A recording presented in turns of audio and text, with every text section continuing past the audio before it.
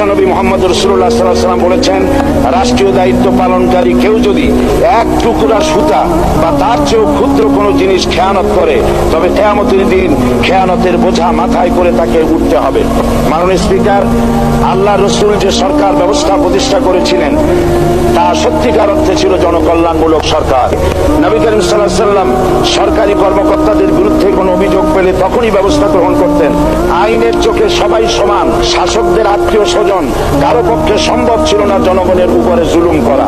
খলিফা ওমর রাদিয়াল্লাহু তাআলা আনহুর এক ছেলে অপরাধী প্রমাণিত হলে সে দণ্ডভোগ থেকে রেহাই পায়নি, এমনকি এতে তার মৃত্যুদণ্ড হয়েছিল। আবার খলিফা নিজেকে আইনের ঊর্ধ্বে মনে করতেন না, তাই বর্ম চুরির ঘটনা আলী রাদিয়াল্লাহু তাআলা আনহু কাজীর দরবারে সাধারণ ফরিয়াদির মতো উপস্থিত হন। নিজের ছেলে ও চাকরের সাক্ষী যথেষ্ট না হয় কাজী খলিফার বিপক্ষে রায় দেন।